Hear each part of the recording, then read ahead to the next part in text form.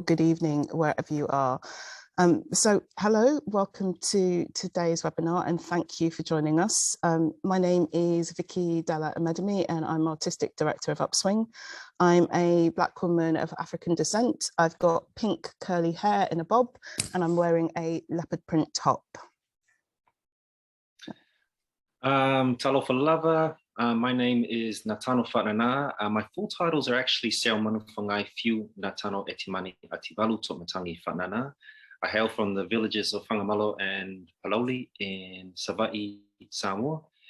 And I was born in Aotearoa, New Zealand, and I reside in Mianjin, Brisbane, on the land of the Yaga and Turrbal people, of which I'd really like to pay my respects and gratitude to the ancestors and the elders and those who are with us today, of which we can continue the tradition of art practice and ceremony and song and dance and these conversations that have continued to make our respective communities and nations and cultures resilient and present to this day. So, and also I'd like to extend this gratitude and thanks to all our respective ancestors. So thank you everyone for joining us today on this webinar alongside 6 of these amazing companies that span all the way from UK, dotted around with all these different villages and nations, to here in Australia. You'll get to meet us during the session today and you'll get a snapshot of some of the rich, sometimes confronting, empowering conversations we've been having about our art and our respective cultures and communities, our working contexts, and how we want to grow as a collective of creative leaders. So this event is part of the British Council UK Australia season, and I just want to let everybody in the room know that we are recording this event. Big Village Digital, as Natano said, has been an online collaboration between these 6 global majority-led companies. And we selected these companies because they are all pioneers of work led by the populist art forms of circus, house, and cabaret. These are practices that sit outside of the literary theatre forms that tend to dominate the performing arts spaces in both UK and Australia. They are practices that employ the body as an artistic tool and forms that quite often challenge colonial and class-based notions of what art is.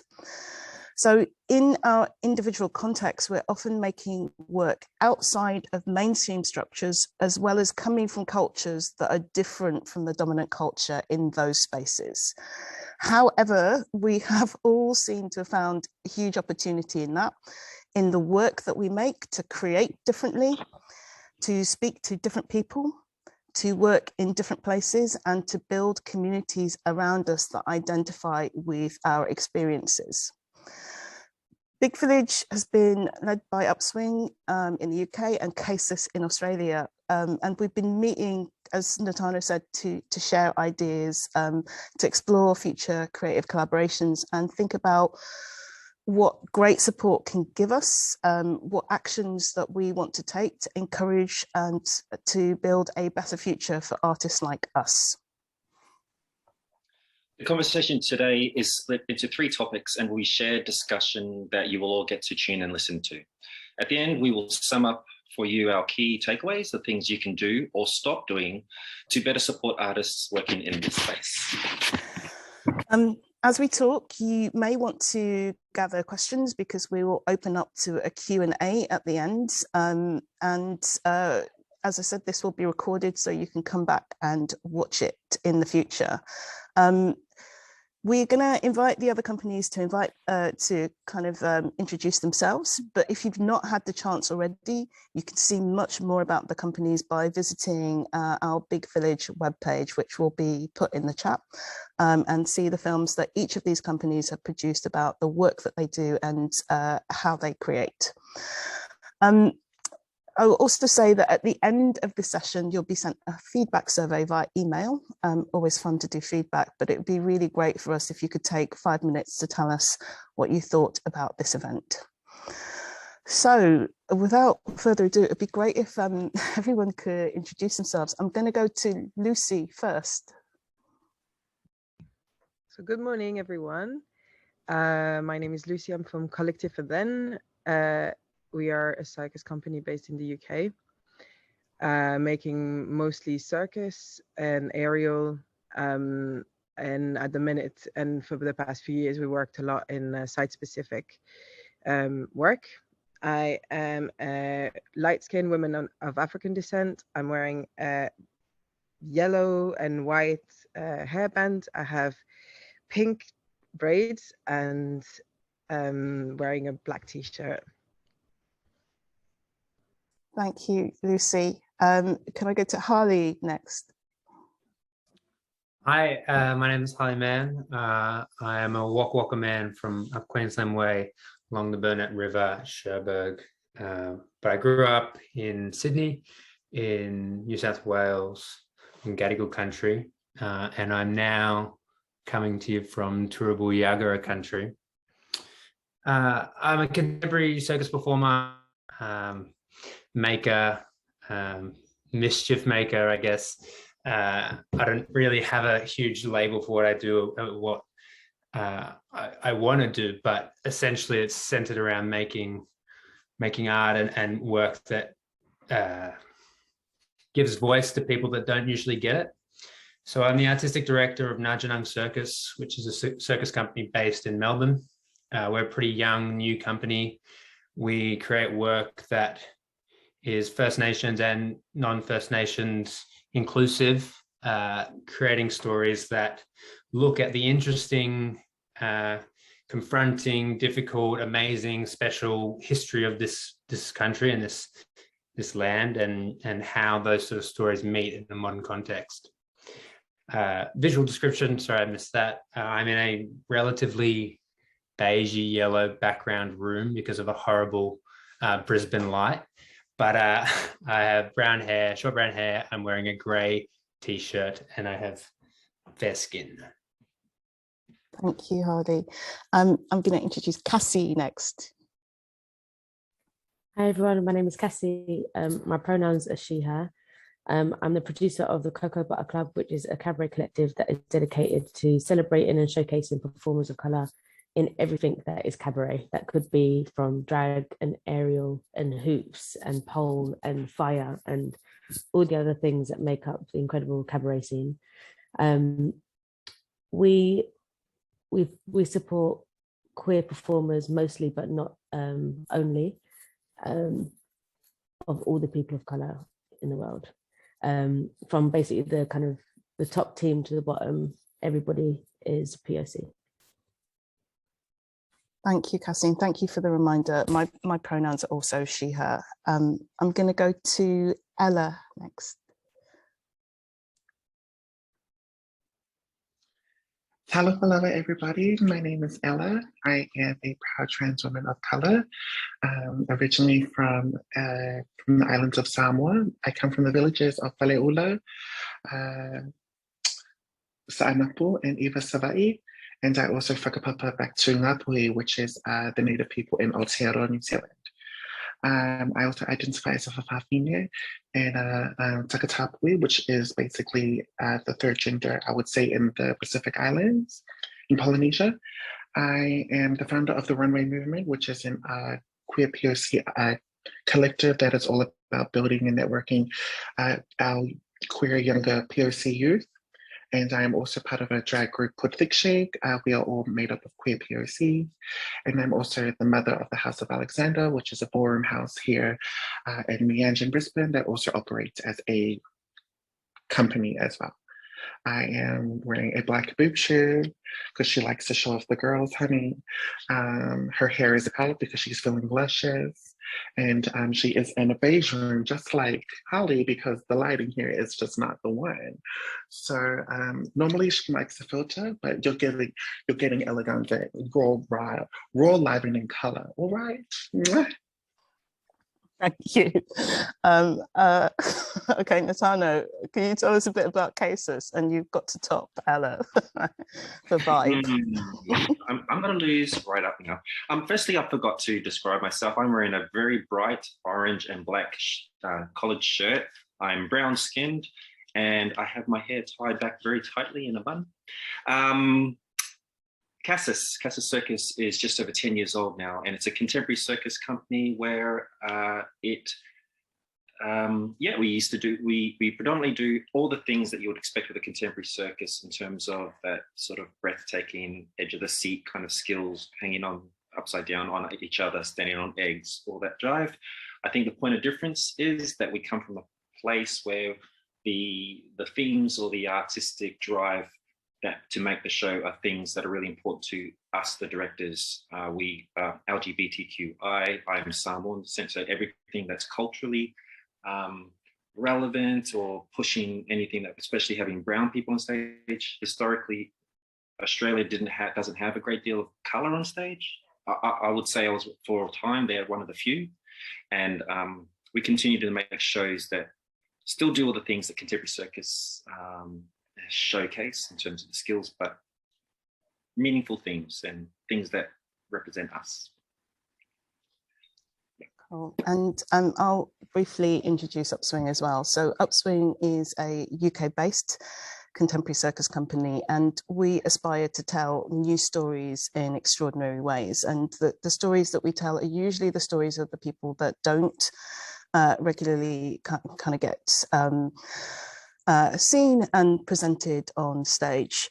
Our work is really, really varied. It's circus-led, but it can take many different forms. It can take the form of a trail through a woodland with children and families, an installation in a library, a takeover of a care home, or a performance on a main stage in a theatre. We are flexible and excited and interested and curious about all the places that circus could possibly exist and all the people it can meet and empower in its journey. So without further ado, I think we should jump into some tasty conversation. And I think, Lucy, you're going to be holding the first topic. Yeah, so one of the things that struck me at the start and questioned me was when we met with the people based on the other side of the world. They all have this practice of acknowledgement in the start of meetings, or like we just heard now. So I guess I was interested to know a bit more about it, and how is that introduced and how is that used, and also to kind of start getting ideas of how that could be done as well on our side of the world, which is obviously a different situation, but we do as non-white native people of that land also deserve, I believe, some kind of acknowledgement. So maybe if we could ask someone who's based in Australia to explain us maybe a bit more about the practice of acknowledgement, and then maybe discuss a bit about what we could say, what places could say for us in acknowledgement in Europe. So I don't know if any. Harley, how do you feel about talking about your experiences as a Yeah, I can talk about that. So I think one of the reasons an acknowledgement in Australia has become, backtrack. Australia is made up, like Europe, Aboriginal Australia, with lots of different groups, over 400 different language groups and clans and tribes, and with distinct borders. And within the practice, within our cultural practice of going somewhere, the same way you would if you went to a friend's house or somebody else's place. Typically, you don't kick the door in and put up a flag and call it your own. Some people think that's the way to do it. But anyway, so before colonization, there was always this practice of welcoming and smoking ceremonies to clear away any bad spirits, to make sure that nothing got brought from different countries into other countries, or lands into other lands. And it was a part of, a process of cleansing and respect and opening up, and, acknowledging as like it's funny because we call it an acknowledgement, but the act of acknowledging that this isn't mine and I know it's not mine, and I'm not going to pretend it's mine. And in a modern context, that's kind of been integrated in Australia as a way of trying to decolonize our practices in modern times, and pay respect to the land and the country that we're on, and understand that we're not the first people to ever live here or work here or make art here, and we probably won't be the last people either, and that there is a lineage, and these places hold stories and memories and spirits. The politics of that becomes very complicated in a modern context, which I think we'll start to discuss. But in terms of bringing it forward, I wonder if Natano, if you have any advice, having been overseas and worked in a lot of other countries, what practices of acknowledgement do? I know there are some stories about a little bit of backlash overseas about acknowledgements, and I remember a story about Circus Oz having a little bit of trouble when they tried to acknowledge the traditional owners in, I think, a very right American state. But yeah, I think there's a lot of something that we could delve into.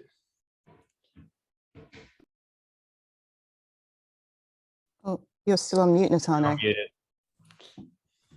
Beg your pardon.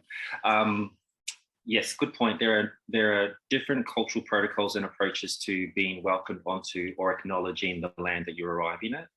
A couple of experiences that I've had in the UK, in fact, in Wales and Ireland, where tribes or clans are still acknowledged, we would find out who they were and acknowledge those ones. Different coloured skin, but still cultural practices that resonate and are similar to what we are used to, and that acknowledgement was welcomed. There's certainly, with respect, there's a performative quality about acknowledgements. It is about announcing your arrival. What I'd like to do, and when I'm traveling to a different place, is locating the local elders or the leaders of those particular language groups of that land, and hoping to have a cup of tea with them to have an informal welcome, connection to that place. And that is, I guess that is for me and Ella, I don't know, this is very similar to us being Samoan, is that is a cultural practice of ours that sort of crosses over to some other cultures. Yeah, so I guess there's certainly some research that is needed, finding out the land that you are on, maybe discovering, seeing, delving quite deep and realizing, I wouldn't have known that Wales actually had clans and tribes that still existed. So yeah, it's about researching before arriving, I guess. I guess also there's a difference. For example, when if I play in a big theatre in London, like so much of that city has been built around around the work and wanted or unwanted by Black people or people of color, and the resources that has been pitched on the outside. So it's also this thing that I'm like, I feel like there should be an acknowledgement for that. And I guess it's like that difference of in Australia or other people where places have been like invaded, and then there's like that workforce that has been brought in, or resources that have been brought in, and this is not acknowledged. So I'd like to, for example, here, going to the Royal Opera House before a show, them acknowledging where the money of where the funders comes from, all this kind of thing, just to set up the scene of how we can have such a grand space in here. Obviously, that also requires research, and that could also go into pretty dark places. And I think that's also why people don't do it. But yeah, I know it's kind of what you were saying at the beginning, Harley, that idea of the welcome, acknowledging the history and the stories and what has happened in that place to before your arrival. Acknowledging that seems so valuable. I think we're having lots of dialogues in the UK about whether the UK has institutional racism still, you know, there've been a number of reports written by the government that basically say, no, it's all fine. But we're still living in a space where people don't acknowledge actually where so much of the wealth has been built in this country, where that has actually come from, and how that might kind of change the landscape that we're working on if we were thinking in really smart and thorough ways about how we acknowledge, you know, where we are now. Yeah, it's a tricky one, isn't it? Yeah, it is a tricky one. Like, I wonder, I mean, I'm just hazarding a guess here.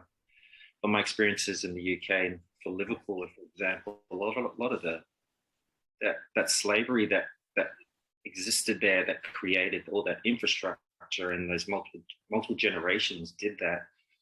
I'm wondering if a form of acknowledging even that, the fact that you can stand on spaces or houses or buildings of which some of your ancestors or some of the ancestors may have contributed to, and in that sense, that could be an acknowledgement.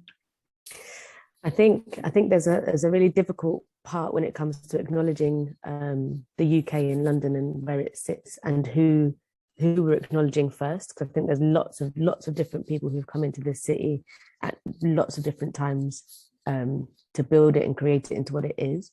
And I think why we don't think about it is once you start doing that, there's not really enough money to pay back enough people. So if the Cocoa Butter Club are doing a cabaret show in the Ned, which is a big fancy hotel which used to be the Bank of England, I think, when we're doing a show in there, it's an incredible thing and everybody's all dressed up and it looks amazing. There's massive marble statues, and then you realize that what you're doing is a show inside a bank that's only built around slavery. So if you give me £1,000 to put on this show, it's really not enough to bring a whole cast of Black and people of colour into that space, because that £1,000 doesn't justify the acknowledgements we're making or the considerations of the people. So I think sometimes that's why it's ignored, because the idea of reparations doesn't exist here in that way. So it wouldn't necessarily be, it'll be acknowledging the people without the compensation in a way, because then we've got the Cocoa Butter Club that are still going to be entertaining the really rich people that are watching us. So it turns into a weird thing. So sometimes I avoid those spaces, but also I'm like, an incredible thing to be able to build at the same time. So it's a bit more conflicting here, I think. Well, not more, it's differently conflicting. It's differently conflicting. Oh, sorry, Holly, you go ahead. Oh, it's just gonna clarify as well. In Australia, that's the politics of it as well, is that there isn't reparations that go along with the acknowledgement. It's not like these are the mob and now we're gonna pay them a portion of our rent, you know. And that's where that kind of awkwardness comes in, because it's these grand shows and these amazing things, and then there's this crazy little awkward, oh yeah, just by the way, not our place, keep going kind of thing. And and you know, sometimes you can sit there and you go like, oh, this was like, it was almost worse to have it, because it was tokenistic and it was about making sure you ticked all the boxes that were necessary to get your show up without anyone coming and giving any backlash, rather than just kind of going, oh, fuck it, just get rid of it and let's, you know, keep moving along. And so I think there's a similar issue or confliction in that space as well in Australia. Yeah, it's a real tension. I think, you know, it's that very thing. As soon as you start to acknowledge something, it kind of forces you to then start to think, well, what action do we take to deal with the problem that we've revealed to ourselves. But I would love to kind of think about an acknowledgement that we could do before our work, that just starts to build that culture of kind of speaking to a history where we're not outsiders, and we don't, like for the UK, you know, the narrative is that we've arrived. And quite often the narrative is we've arrived and we're taking things away from society, rather than actually, you know, that isn't the history that underpins where we are now.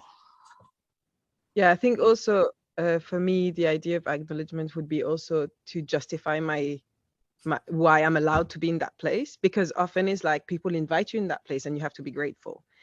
there's a lot of things that you just always the kind of like, oh yeah, thank you very much for having me, which, yeah, you know, it's nice to that theatre invites you in and let you perform in their space. But then at the same time, I'm also like, there's a lot of people that don't have that.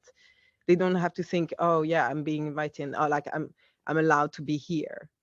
And so I think having an acknowledgement to recognize the fact that I'm allowed to be there and I'm allowed to be on stage and I'm allowed to be seen or heard. I guess it's like a slightly different. I'm not reclaiming only like the land or what has been built, but like I'm like reclaiming kind of like the being allowed to be there, to exist, basically. And does it act as a way of setting a precedent as how we behave? You know, whether or not it's you acknowledge the right people at the right time, but it goes, we as the people in this room understand that bad things have happened and we're going to take action to move forward, and that is the direction. Like, it's just a collective, yeah, we're all on board, and then if you're not, get out. Yeah, that's really powerful. I think in London, I can't speak for the UK because I don't really leave London that much, but I think and I don't leave London that much for performance and art specifically for these reasons, because outside of the cities, there's a real lack of people of color. And I think that kind of thing sometimes is a little bit intimidating for lots of people. It's quite unwelcoming. You don't really know the cultures and the people that are going to be in those spaces that are actually really don't want you in their space, which is why lots and lots of activity happens in London. And I think lots of the people in the city believe one thing, and then the powers that are believe something else. So there's no institutional racism. The police aren't racist. Everybody is fine, which is the information that we've been given, that the research has been done and racism is over. But for the people, obviously the people living have a very, very different experience of those things. So when you go into spaces, and with the Cocoa Butter Club, Sadie always has a manifesto about like who we are, why we exist, who we're inviting onto our stages, and why you should be quiet whilst they're performing. If somebody's got a burlesque act and they're taking off their clothes, cheer for the celebration of the body of color that you're being able to see. But when somebody's doing some spoken word, be quiet and respect the space. So like there's a whole manifesto that happens at the beginning, and everybody in that space appreciates and respects what's being done. So I think there's also that kind of those things that rub against each other of what the government says exists and what the people are experiencing are very, very different things. Yeah. It feels like, Natano, it looks like you had another point to add, but it also feels like we're kind of segueing to the other topic. So shall I let you? You go. And Cassie, I'm also going to give a shout out to Manchester, Birmingham and Leeds, because there are like really big populations outside of London that are worth you taking Cocoa Butter Club to.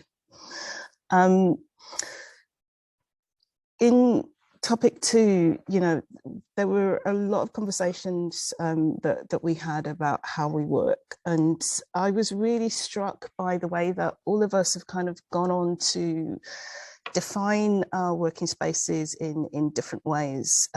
It seems like setting up a company, I don't know for you, but for me, it was almost like a mechanism of survival. I'm reminded by something a friend of mine said to me recently. It was that you achieve the most in the areas where you encounter the least obstacles. And I found that kind of creating my company allowed me to push back and create a space where I could remove the obstacles that I felt were in my way. I'm really interested in how you have all been building spaces around your work to reduce obstacles and help you thrive, and what that has been, what that has meant in terms of positive experiences, but what that has also meant in terms of the challenges that you've experienced making those spaces.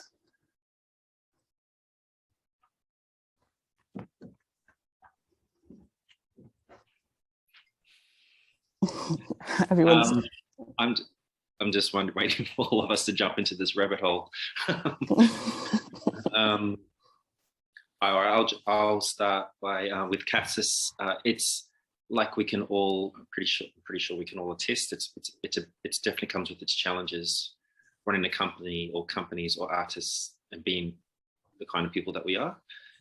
They, like I said earlier, there haven't been historically spaces provided for people of color in contemporary circus, especially in Australia. One of my first companies was Polytoxic, and then following that was Briefs, and then following that was Cassis, and all of those, we carved markets. They didn't exist in the first place. We started in bookshops and warehouses and hoped that we'd gather audiences, and then those audiences did grow, and some of those audiences grew up and started becoming theatre goers, and they brought our shows with them. It wasn't like we were put on those main stages first and then created. We had to literally from grassroots create an audience. I would like to say that 13 years on, 14 years on, that it's easier, but the reality is that my company and even myself as an award-winning director and circus artist, I still come second, third, or fourth fiddle to my white peers. I would do probably equal amount of work, like put out the same amount of shows, the same amount of accolades, but you're still met with the challenges because I'm one of the good ones. And that's, I'm not saying that as a whinge, as a big whinge. It's literally where we are in our histories. And we, after these big village conversations for the last year or two, the fact that we are moving forward in a positive way, where we are getting more of our people on the stages and more of our people behind the stages, and director, producer, technicians, stage manager roles, that is still positive and still wins. Would I like to have some of the people that change, that create the spaces, allowing us more to thrive in those spaces? Of course, but I don't think we're there yet. But I think we just, with our respective companies, making the art, representing our cultures with cultural protocol and integrity, and not compromising, those are the things that that help us surge forward. Yeah. I think one thing that Natano just said now also that for me I'm realizing is super important in thinking about, like, for example, Cassie, who's a producer. I've never seen a producer of color. So when I was going to talk about, I was like, well, I'm the only one who can actually talk about my project, because I'm there justifying my project to someone, or justifying also like going to a theater in a predominantly Black area in London, telling them why my project is important. And they're like, oh yeah, but our audience won't understand. And I'm like, you don't know who lives here. I live in this area. I know this. It's just that it doesn't talk to you. You just think you know. But then the thing is, if I had a person who programs in theaters, a producer, like just having also those people backstage, that when you do a show, you don't feel like you're looking at by the technicians, by the things, what people are always asking you to justify what you're doing. And I'm just like, well, it's already done. Like, so I know there was the couple of other producers I met through the Sunday brunch, Sunday talks I did last year with Vicky and some other people based in UK. And I was like, oh, that is actually super valuable, because it's also something that I'm not a producer, but I've done all self-producing all the time, because most of the time I feel like I'm always have to justify to everybody and tell them why. And then I think there's a lot of things there's many things I can tell why, but then some basic things I don't want to have to. And I think in terms of the work that I've done, I mean, my company, we started in 2010, so it's 12 years.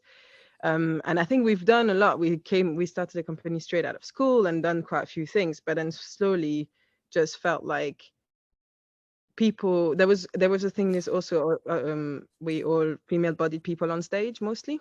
And then there was also a thing that sometimes we already have our all-female show. So they couldn't program us after that. So there was this as well. That was also kind of a thing. That at first I thought that was the main factor of not accessing places. And then when I started to do something more talking about, like, kind of maybe more less apologetic about my identity, like I found other obstacles. So I just felt like I just ended up leaving. Also, I didn't want to have to talk with people and justify myself all the time. So I just went to places where I didn't have to, which generally were not places that involved circus, or it was just quite different. There's so many things that you've said that were just kind of tweaking for me, that kind of sense of wanting a space where you could be kind of authentically do what, I'll come back to that one. But the thing that really triggered me was there've been a couple of times, Cassie, and I don't know if you know this, where somebody has been talking to Upswing and somebody's been talking to Cocoa Butter Club, and they've kind of gone, oh, we can have one or the other. And they've been making comparisons between us as companies because of our identity. And the work that we do is completely different.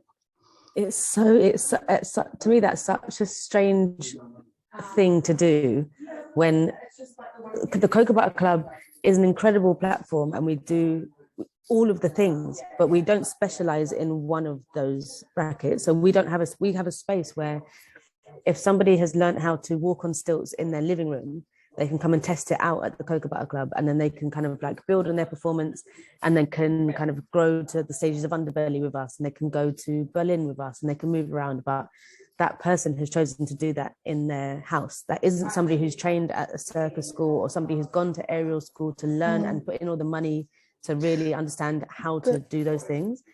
And I think to be able to compare the two things that we do is very ignorant. It's really ignorant. And I think if you kind of go onto the website, the Big Village Space, and look at the work of the two companies, it's like apples and oranges. Like, I really love what you do. I love Cocoa Butter Club, but Upswing does something very, very different. The reason I've encountered this a couple of times, people make comparisons, is because we're both Black-led organizations. So what that says to me is that they look at our identity first rather than the content of the work that we're making. You'd never have that with white-led companies. You'd never have somebody going, oh, this company and this company are the same.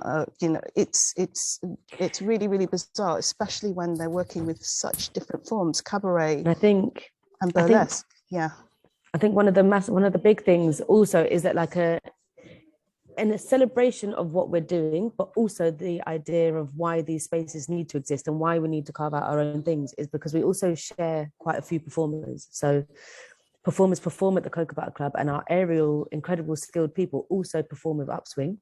So then people get very confused about how that person can perform in both spaces. And you're like, because there aren't enough spaces for these Black and brown aerialists and these incredible performers. So of course we're going to share those spaces. But again, that doesn't mean that if you go on tour with the Spice Girls and you go on tour with, I don't know, Blue, that they are the same company. You're like, no, they're just dancers in companies.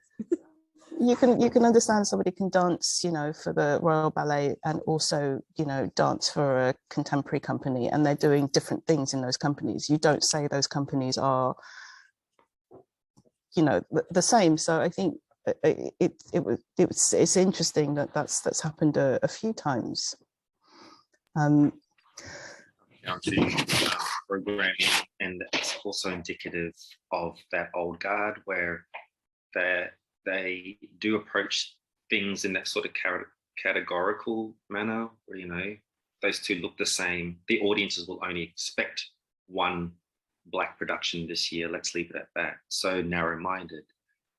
Something certainly that we face over here on a circus level as well. You know, I know venues that have been transparent in their 6-month programming. They'll go, oh, we've already booked a circus show for that 6-month period. We don't need you. You know, it's that sort of thinking. Can I just give you a really quick background of why the Cocoa Butter Club started? Is because Sadie, who is the founder and creator of the Cocoa Butter Club, was at Pride one year, and there were no Black lesbians on any of the stages, like hosting or performing or anything like that. And so she asked the question of like, why are there no Black lesbians? And she was told that there aren't any. There are no Black queer hosts. And she was like, well, that is impossible, because that's actually my job. I am a Black woman, I'm queer, I'm a host and I'm a performer. So actually what it means is that you haven't done your job to look for them. You haven't invited them into those spaces. You haven't gone to the places where they could possibly be and brought them out of there and put them on these big stages in Pride. So instead, Sadie decided to start the Cocoa Butter Club, where she had 4 artists kind of doing 2 turns each, made this cabaret show. And the intention was to build it so that white producers could come to the Cocoa Butter Club show on a monthly basis and see incredible talent and art and book the people. So she would provide the space, showcase that talent, so that producers could come and book the people. But what happened instead was none of the white producers that were invited turned up, but the shows were sold out every single month with Black and brown people, because they were finally being represented on the stage doing things that were slightly different to like going to the theatre or going to the cinema. They were doing these incredibly queer, intrinsically like cultural things in a space. So actually we began to represent the people instead of thinking about the people who had the opportunity, and really carving out that opportunity for ourselves and being like, well, if you're not going to put us on the stages and you're not going to bring us with you to these things, we will just do our own. So then we did our own, and then all the theatres and the producers were then coming to us. We were like, oh, how interesting is that? But now you want the thing that you think is popular, but actually when you were invited to take free pick for yourself about putting these people on stages and in films and castings, you didn't show up. And I think that's really like how we've started to carve out that space for us to be like, well, if you're not going to put us in it, we will make our own. And then you will ask us for our performance. So now when they're coming to us in Upswing and being like, can we work with Zaki? We're like, well, you can, but now Zaki has trained through us and will cost you this price, because now they really are deserving of that time and space. And how are you going to facilitate their growth, their development, their safety when they're in your spaces? And if they can't do that alone, then we're going to need to come with them, because you have to be able to guarantee those things as they build. Yeah. There's a really interesting thing to come back to talk about the safety and of creating those spaces. But the other thing that kind of really resonated for me that you were talking about there, Cassie, and I'm going to invite Ella in, because I think, Ella, you do this brilliantly, is this idea that there is a world in which we're artists and creatives and kind of forwarding our own creative voice, but there's also a world in which we're community builders. And those things kind of happen at the same time and almost feel like it's a necessary part of creating the art. And it's kind of challenging, and it's also work. We're quite often paid for the art, and people take value from the community building, but we're rarely paid for that kind of community building aspects that we do. And I'm really interested, Ella, in kind of you talking about the family that you've built around your work. Yeah, I think really just going off previously what was said, I feel like because as a company, we're still quite relatively new, especially in the theatre spaces, right? So we exist firstly and always as a ballroom house. And I don't know if how familiar people are with ballroom. Now, ballroom was created by the Latinx and the Black queer communities, in Harlem in New York.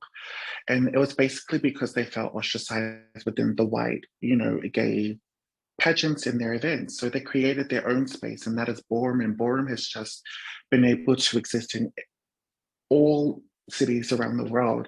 And it is centered around queer people of color, specifically queer people.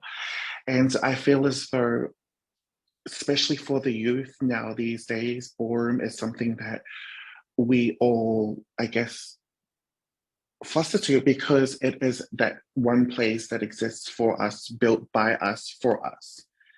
And so I guess for me, it's now, which is very funny to see, is that, the theater world, for instance, are gagging over our house, because they're just like, where is all of this? We've always been here, but it's because we've been doing the balls and you've been seeing like RuPaul's Drag Race, and you just think, we're all in the newsfeed. Like ballroom has contributed so much to what is pop culture now. Like the language that everyone uses now, like shade, came from ballroom. You know what I mean? Like, what's the tea? Darling, spill the tea. That all is from ballroom. You know what I mean? It's just like, so it's just funny, this whole conversation of just like how we are all fostering safe spaces for our own people of color and Indigenous, brown, Black, and folk. But it's specifically to my story and to how I feel I come into this is through ballroom. And I feel like ballroom is just our way of just integrating ourselves into society, of just continuing the don't give a F kind of attitude. It's just like, well, move the F over. Like, so it's just interesting. In terms of like community work, it's just so hard, because I feel as though, specifically for myself, in order for me to infiltrate within the queer community here in Meander, Brisbane, I knew strategically I had to go through the art form of drag, because drag here in Meander in Brisbane really dictates the queer community specifically. And so with that, I've been able to make a name for myself within drag, and then through having, these opportunities and having a platform, then use that to then now foster and create spaces and events for queer POC specifically. So I think for me, my way of doing it is Natano, for those who don't know, is actually my blood uncle. And we're working on, well, I don't even know if we're meant to say, if we can say, but we're working on an event together. Well, he gave me the eyebrow, so he's like, go on, girl. And it's basically, him also mentoring us with a theatre show coming up. And one of my requirements for me is, and my uncle as my witness, I was willing to throw out their approval if they didn't agree to this one thing. And for me, it was like, I'll say yes to the show, but I want all the actors, yes, the House of Alexander, we're all queer POCs, but I want the background people in terms of the producers, the sound, the front of house, the security. I want everyone POC. I don't want one white person in here. That's just my terms, because I felt that I've had to fight so hard to foster space. And I think it's just for me now, it's a responsibility having a platform to ensure that, we are looking out for our own and that we're putting our own out there as well. So I guess, yeah, I hope I've answered your question, but my attitude is go F yourself. I'm doing this for my mob and my mob only. And I know you want the magic because you can't get magic that we produce anywhere else.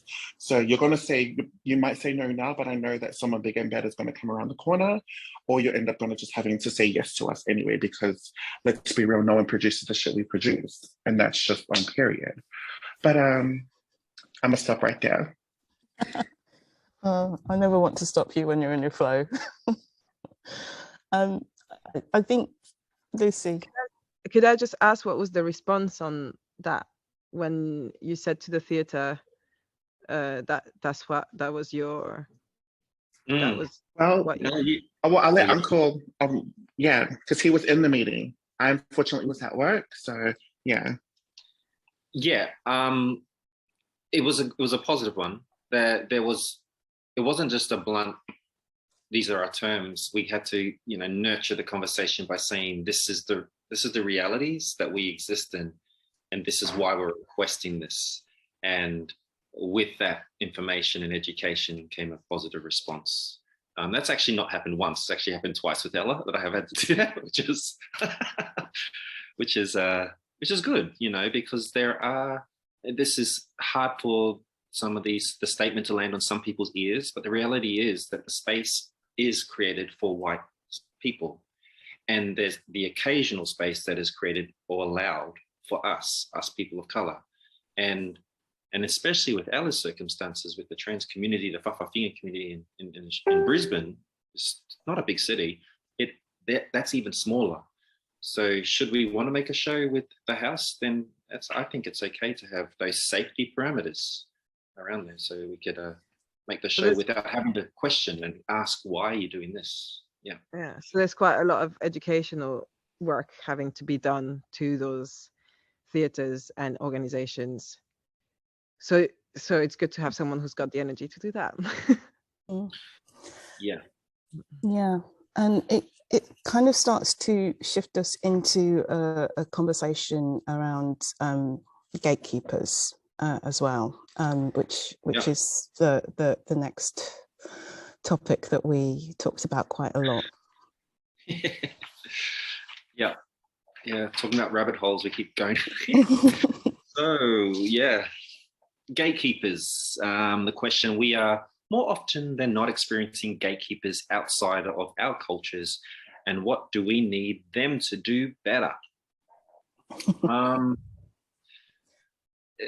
There's quite a lot in that, and we've touched on it in some of the conversations earlier, but I'm not gonna jump in this one. I want someone else to talk about about this, because I I've got a lot to say about this.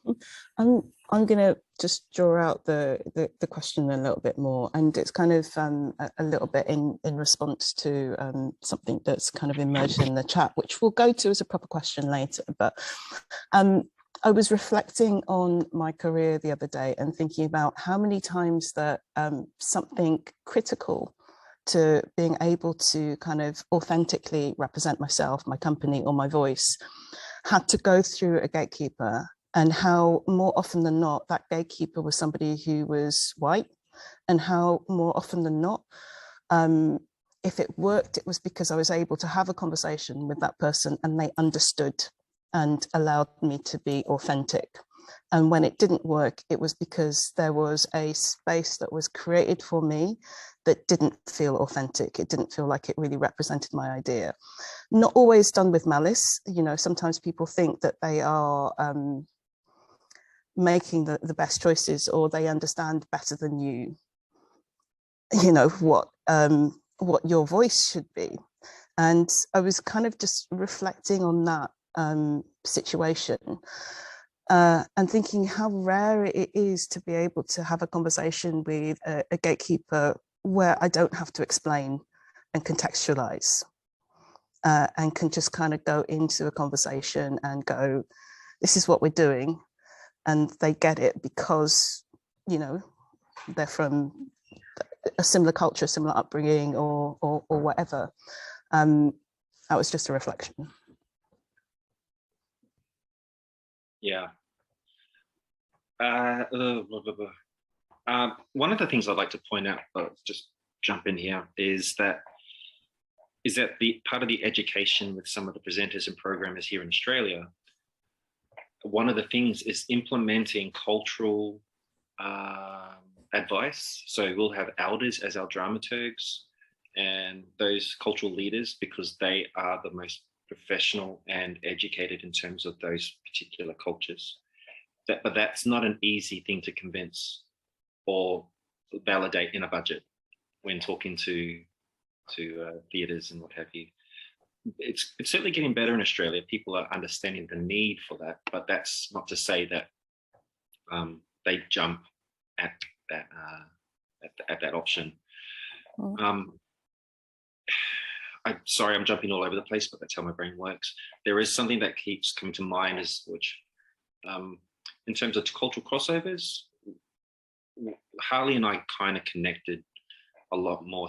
I met him when we were in community circus when he was a kid. This is like 15 or so years ago, or even more. But we reconnected through a Black and Black project in Melbourne, where I essentially was the leader of this project, and they were emerging artists, they being Harley and other First Nations artists, but I'm Samoan. And what eventuated was the creation of a show. And the reason why I'm bringing this up is that there was a trust from First Nations people trusting a Samoan guy, even though I'm not from this land, to facilitate those stories. And that was not an easy process either. There was a great deal of trust and a lot of mistakes were made, but I guess there was at least an ounce of trust by the 6 performers and some of their aunties to allow me to nurture that story. So yeah, I think that was just an important point to bring up in terms of cultural crossovers and how they can work.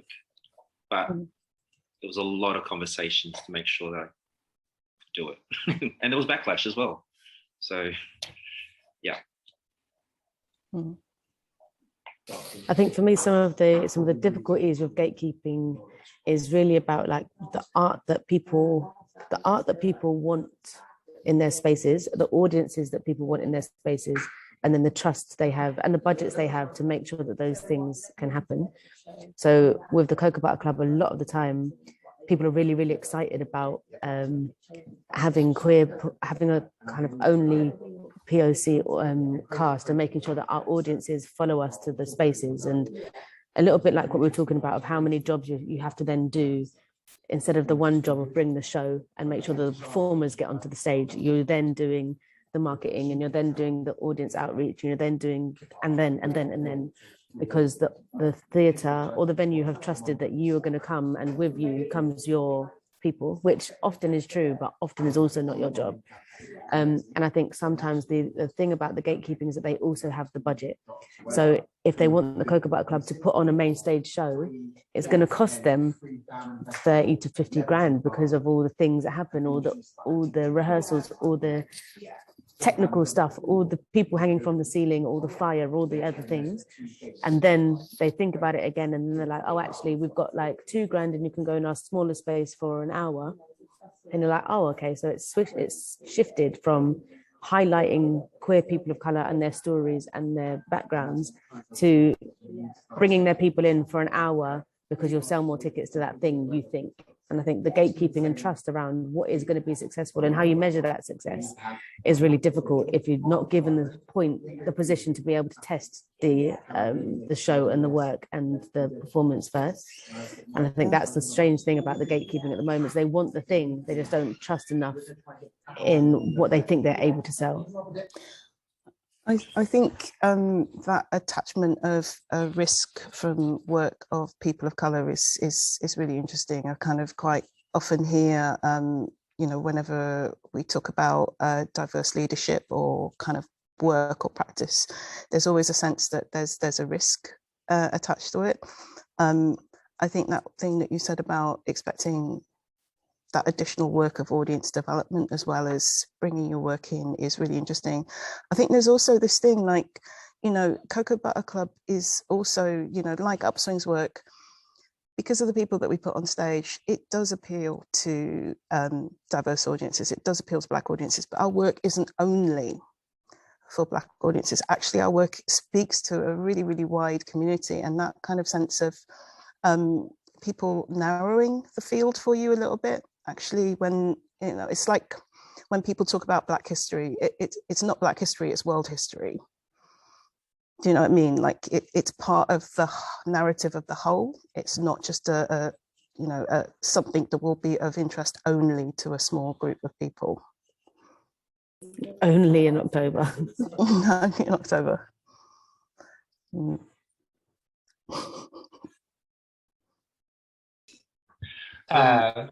Yeah, go Harley. I got confused on what I was going to say. That's an interesting point in terms of what would appeal, because at the moment our company is in a space where in Australia, contemporary circus, and we make work that it's a little bit more angsty, it's a little bit more Alps face, as Natana would say. It appeals to white audiences. The majority, we have to do a lot of work actually to get Black people to our shows. We have to make sure that we're providing mob ticks and discounts and elders ticks like that. Because I think ironically, everyone goes through a human experience. So if you watch a show that tackles, just detachment and separation and trauma and things like that, people live that and they experience that regardless of what their ethnic background is. I'm curious as to why we have these two sort of as different companies in different sides of the world and things, why we've had opposing experiences. I'm not sure if it's opposing experiences. I think it's that thing of like, what is the content of the work? And the content of the work is what kind of drives the relationship with the audience more than anything. Who makes it might have an impact on who you're able to reach and how you think about how that work reaches people.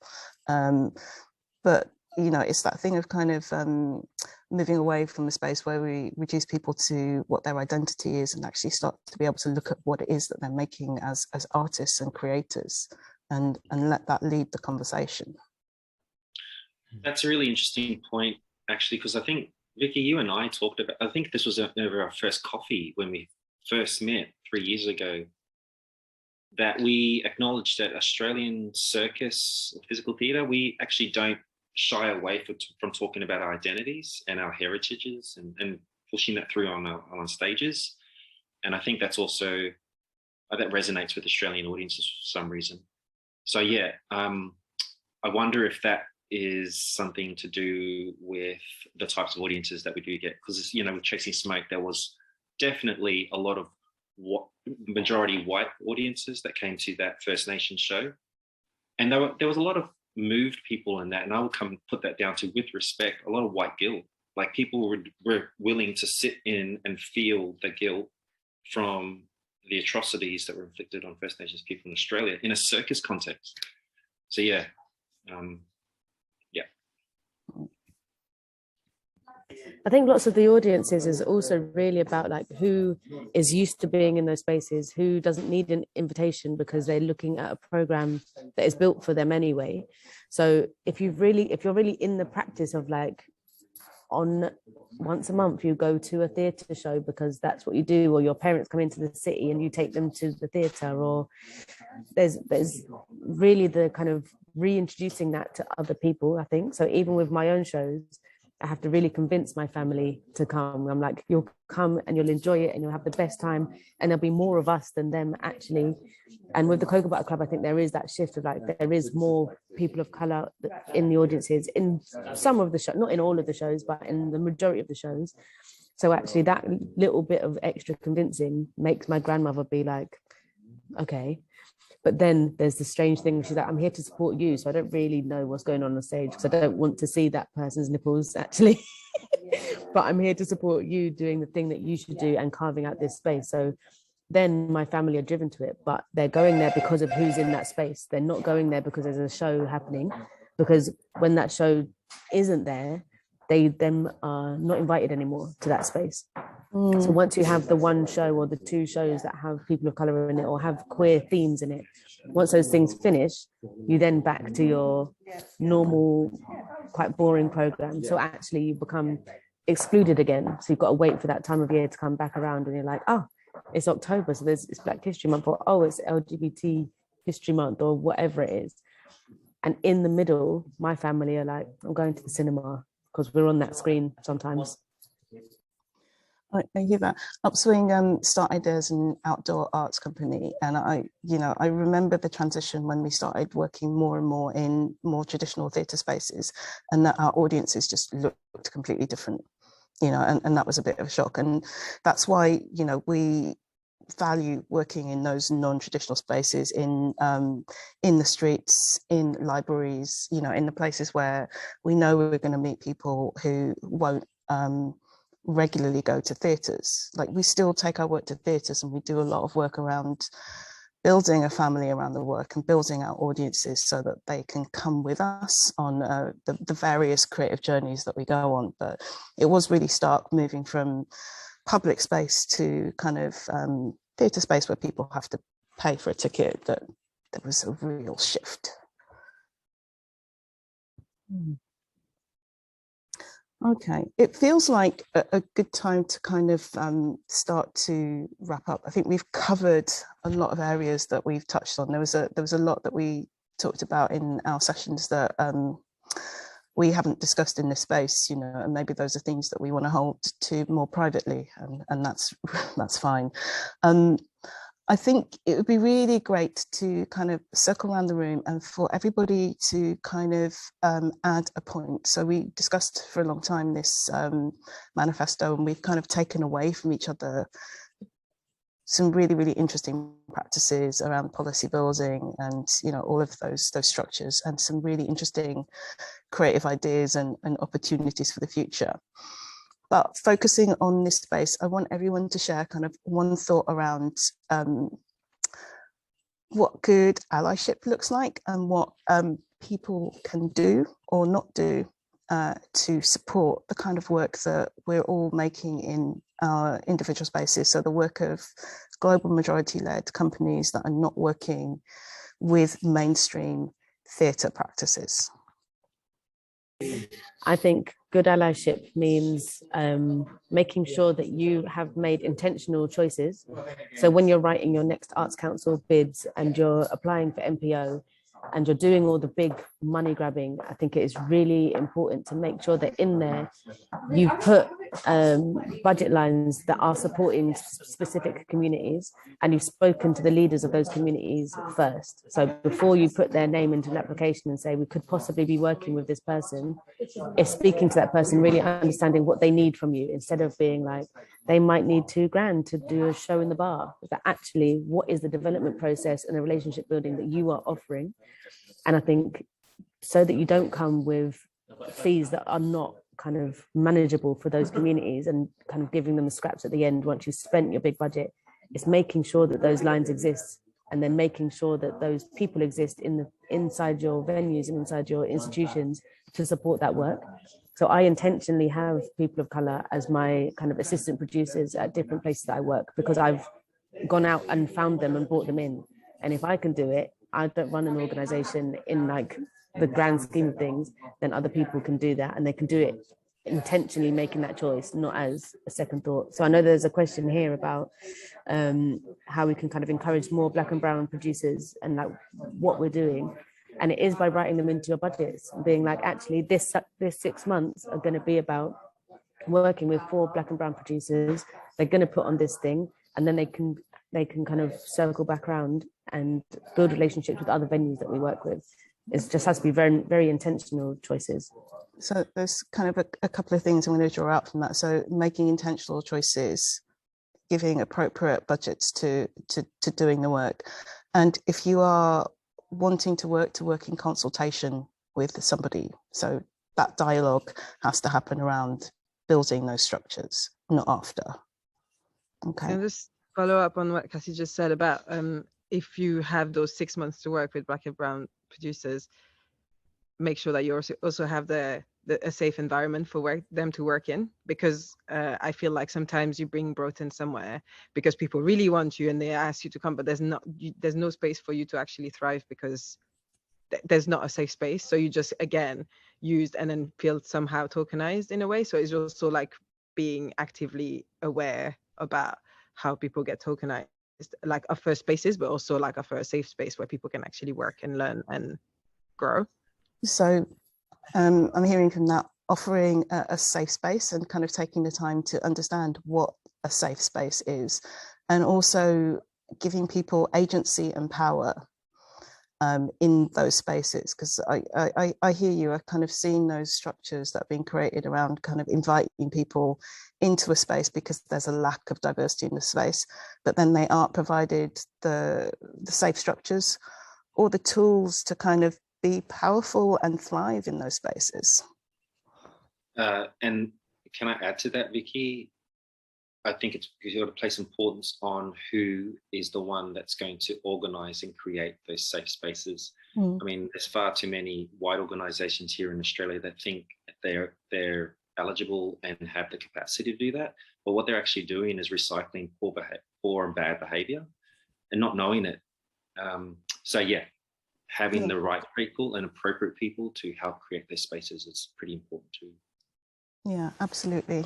I don't need to refine that because that was very succinct. Ella, do you have anything that you want to? To be honest, no. I just hearing what Nathaniel said and then what you said about agency and power. I think that's a big thing. It just being able to create freely without having to like come into a space and feel like we need to create and through the lens of how they operate. So that would be, just going off, just. So allowing people to be authentic in that space and kind of create through the lens of their own practice, identity, ways of working, rather than expecting them to conform to the culture that exists in that space. Brilliant, thank you. And Harley. I don't really know how to say mine hugely succinctly, so I'll ramble about it. But it's a process that we use in our company because we work with a lot of gatekeepers or mentors or, just elders in our community, whether they're of culturally diverse backgrounds or not. And when we're working with non-First Nations gatekeepers or, mentors in spaces about this work, we have a kind of this rule of mutual respect, which is it is their job to push us and make us interrogate our culture and our art as much as they can. And then we have the veto, which goes, that's the line.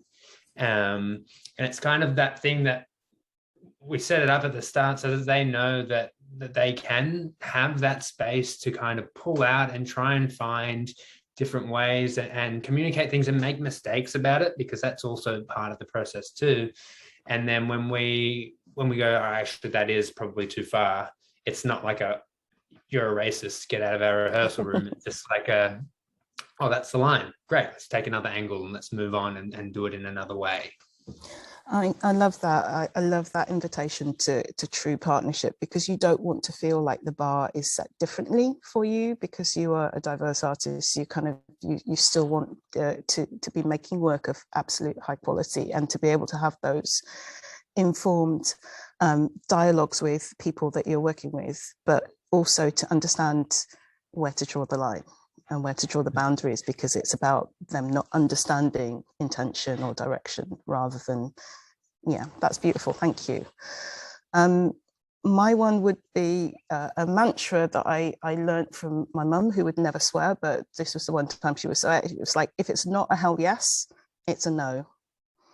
And for me, that's around real partnership, and being aware of entering relationships where people have kind of automatically put boundaries around what the possibilities are, because of a perceived risk around what you're going to bring into that space. I think, that's really important for me, kind of thinking about the brilliant partnerships that we've had in the past with different organizations where we've gone to them with an idea, like the Black Women's Retreat that we did a while ago with 101, and instantly it was like, yes, this has to happen, and there was no need to explain or to justify. And I love those partnerships where you meet and there's trust and you move forwards and you don't draw boundaries around where it's going to go. Oh, whew, that was a lot. I think we've got a few questions that have come through in the Q&A, and maybe if we give a couple of minutes to looking at some of those questions. I don't think we'll be able to do all of them, and then we can kind of wrap up properly. So I'm going to jump into the Q&A. Can you all see the Q&A, by the way? Yeah. So there is a question at the top. From your point of view as artists, what do we need to put in place to encourage and develop more Black and Brown producers?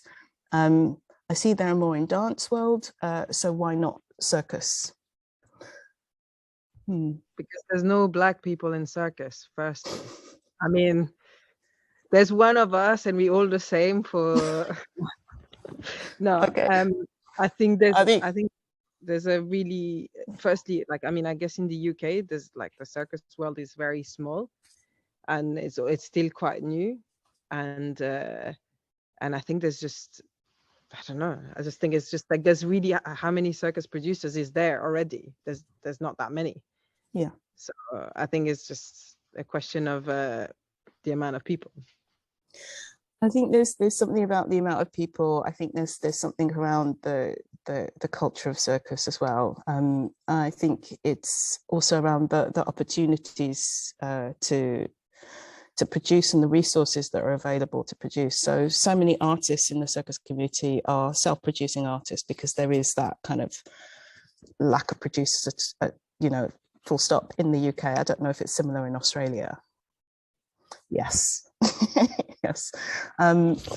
So I think there's something about kind of how attractive, kind of echoing back what I was saying at the beginning, how attractive it is to be in a sector that feels kind of quite small and relatively marginalized in the arts community, when you're already kind of fighting other battles in terms of working in the arts generally. I think that's a real challenge and something that we constantly negotiate as a company whenever we're kind of trying to, one of the things Upswing does is we try and bring new people into the sector as performers and as creatives, but it's always a challenge to attract people into a space that feels already marginalized if they feel they're already kind of generally marginalized in the creative sector.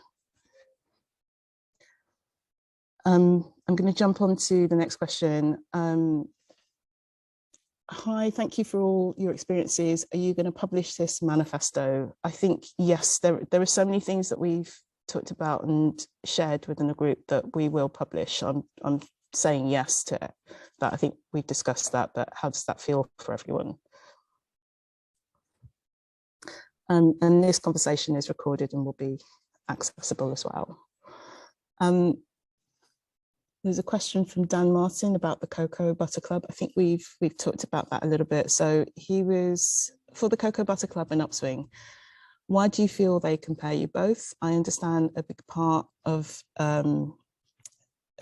is because of colour, but perhaps it's also funding decisions and tick boxes. Yeah, and Natana, I'm looking at you on this one. Yeah, yep. I mean, I don't know the actual experiences of both your respective companies, but I'm sure that that's definitely been that's been a want of certain companies. That's certainly happened with us. You know, in our previous conversations, I've been that box ticking exercise. You know, when I've been employed as a brown artist or a director, it does look good on paper to have that in terms of diversification. I think in terms of doing that, for anyone who's listening who's in those positions, just ask the question if you can be used in that fashion. There's nothing wrong with it, and I'll give you a straight answer, which is likely going to be no, but at least have the courtesy of asking the question. Yeah, I think can I just mention, to do with this ticking boxes thing, I think the danger with that is, I feel like when I felt in that position and nothing was ever mentioned about it, then I felt like I had absolutely no value in that space other than being the tick in the box, which meant that, like, working for like more than a year with a company, having to work on that thing where actually I had I was allowed to be there, and I had a place there, and I had a value on that show that I was in, not just being a tick box, but because anytime I was like, if you mentioned the fact that you needed me because there was no, I mean, obviously it was a joke when I said there was no Black people in circus, just because it's recording, I feel like maybe to say it. But I think there was really this thing for me that, like, when you feel like, now questioning those things, I'm like, wait, but did all these opportunities that I had came because they were like, oh, actually we would really need some diversity, so we're going to choose those people because there's a brown person in that company, and then suddenly you're like, oh, well, is that the only reason I'm here? So I think there's that thing that if the conversation is part of it, and they say, yeah, we acknowledge the fact that we don't have that much diversity on stage, but also your project is interesting, or your show is interesting, or we're interested in your skills, because otherwise you have to do it for yourself, and it can really really lower your self-confidence and self-esteem in terms of the work you produce and you make or what you perform. Yeah, absolutely. I think, you know, we all fully understand the world we're operating in, but you want to feel that your primary value is as an artist and a creative.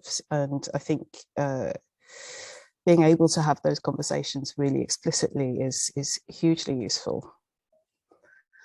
Okay. There's another question here. There is, which one are you looking at? From Camille about what's next for Big Ability. A festival, perhaps, yes. So we haven't just been talking about structures and systems and policy. We've also had a lot of conversations about art, and there is something cooking as a creative collective people that have found lots of similarities, but also lots of really enriching differences in our practice. And there is, in minimum, there's a festival on the horizon, but there's also kind of little pieces of artistic work that I think we're really interested in pursuing and talking about, and that will be revealed further down the line. Further down the line. This is a nice segue to the next question, if you don't mind jumping in here. It's from an anonymous person, but the question is, I'm curious about moving forward the platform of global majority artists. Based on what you've offered, is the greatest opportunity to be found in organizations led by global majority artists collaborating, power and strength in collaboration, or does that just create more of a ghetto for Black, brown artists? I think if it's done well, no, it won't turn into a ghetto. It's about visibility, it's about accessibility, it's about showcasing all of our works, and also making sure that when we do that, we're not othering ourselves. reality is we are Black and brown people, but we are Samoan, you know, Maori, all of us are different nations, and it's about educating people and putting all of our works out there on our terms, right? Absolutely on our terms. And I think that was the vision behind Big Village and the conversations that we're having about kind of recognizing our differences as much as the things that connect us, and being able to articulate that in a way that is often kind of closed down in wider spaces. Quite often when, you know, I think the work that we have planned and the festival structure that we have planned shows multiplicity. It doesn't kind of close down a space where it's trying to build a ghetto for ourselves. I think you articulated it better. I can't say it better than you just did, Natano. I have my moments. You have many, many moments.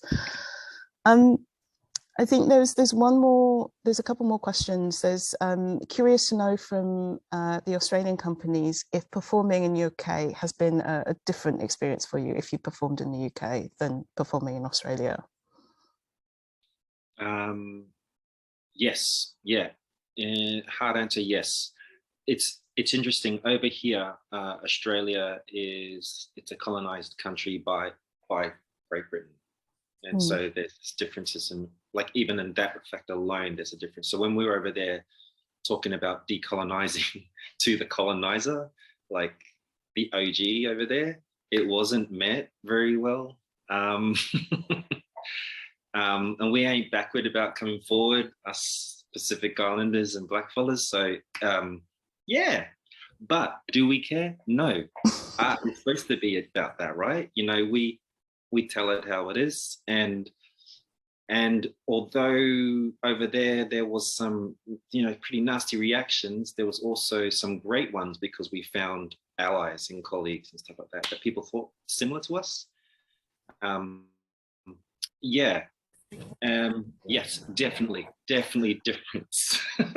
Oh, Cassie, you're back. Welcome back. Just in time for the end. It's beautiful to have you back. I think the last question is around how we're going to capture the thoughts that have come out of the process. And we will be publishing this talk that we've had on the website alongside the videos from each company, talking about their work, talking about the differences in their work, you know, kind of creating this collection of stories around circus, cabaret, ballroom companies that are led by global majority artists, that shows that we are all different individual artistic voices.